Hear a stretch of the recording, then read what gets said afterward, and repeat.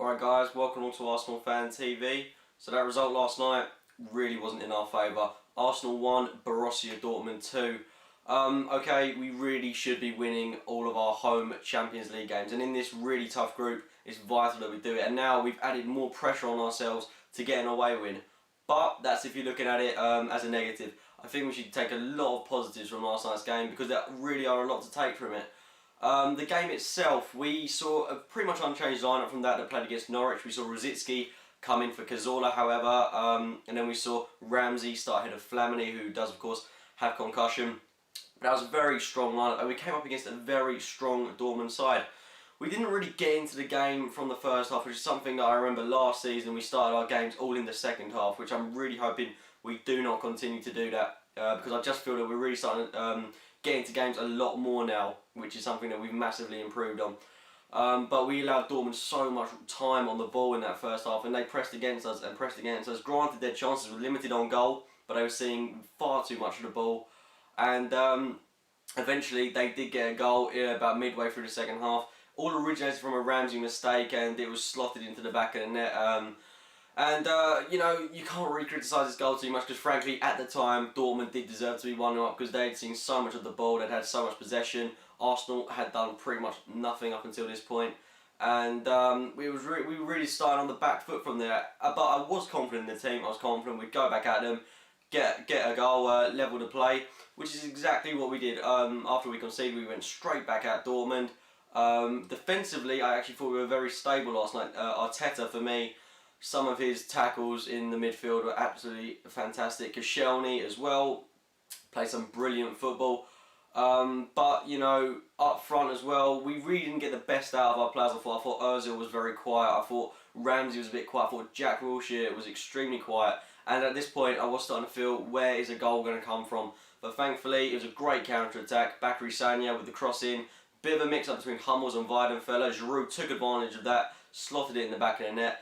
And Giroud, for me, could have been a contender for man of the match. His hold-up play, he has transformed from the player he was last season. His hold-up play is absolutely superb. His passion for the game is absolutely phenomenal. He's an all-round great and key player for Arsenal. And I could easily see him getting about 25 goals this season because he's really putting his heart into the game now. But at 1-1, we pressed so much more against Dortmund. Our attacking play was immense. We was wave after wave of attack. But nothing came of it, and it was pretty much the same in the second half. We saw Jack Wilshere, who got a slight knock. He came off for Santi Cazorla, a very wise substitution by Wenger, I believe. Maybe I would have had Cazorla from the start, because when he came on, the whole Arsenal team absolutely transformed. We played immense tiki-taka, quick football. He pretty much revolutionised the game. You can just tell how much of a massive influence Cazorla is on our squad. And he nearly scored, hitting a crossbar a bit later on. And we really did look like it looked all in our favour. Dortmund was seeing very little of the ball. We were having many chances on goal, but nothing was coming. We were just extremely unlucky. There was Rosicky's shot that was cleared off the line. Cazorla hitting the bar. Ramsey with a disallowed goal. So we were extremely unlucky. And then in the closing stage of the game, what goes and happens? We concede a goal through Robert Lewandowski. Fair play to Dortmund. It was an extremely good counter-attack on their behalf. And you know, that's where they really exploited us. On the wings, Marco Reus and Błaszczykowski were simply too much to handle, especially when we haven't got wide men such as Chamberlain, Podolski, Walcott in the game. And that's really where they pushed that against us for that second goal, because, you know, Sagna was pushing way too high up the pitch. If we'd have had someone like Walcott on the pitch, he'd have tracked back. He would have stopped Lewandowski from getting in. But unfortunately, we haven't got those kind of players at the moment, which is why we're going to be so grateful to have them when they come back, and you'll know how much of a big influence they are on our squad.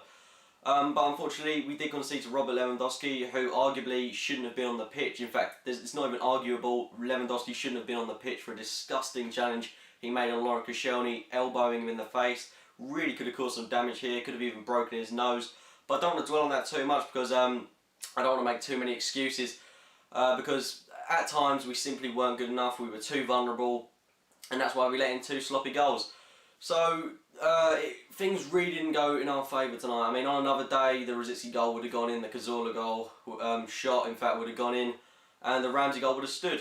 but the fact is it didn't, and we were very, very unlucky. But I'm really still hoping that this really doesn't jar our confidence, because we're still an exceptional team and we're still playing some absolute quality football. And we should take solace in that game last night and go to Dortmund and get at least a point there, because this team really is capable of doing things this season.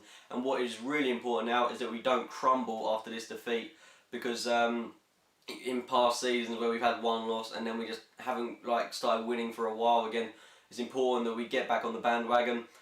We get a big win against Crystal Palace. I mean, Palace away is the perfect game to put things right. Get a big win there, silence the critics. Chelsea in the League Cup, Liverpool after that, Dortmund away after that, and then of course Man United. So it's a really tough start for November. And arguably, you know, a lot of pessimists could say this is a really bad start to our run of tough games. Yep, it is, but we play quality football and we can so easily put things right at Palace, so I've got to be optimistic. I'm really looking forward to the Palace game. But again, I'm not happy with last night's performance, and but like I said, we can really put things right. So, they have been my thoughts on the Arsenal versus Dortmund match. If you did enjoy the video, it'd be great if you could click the like button. Subscribe for more videos, and as always, thanks for watching, guys.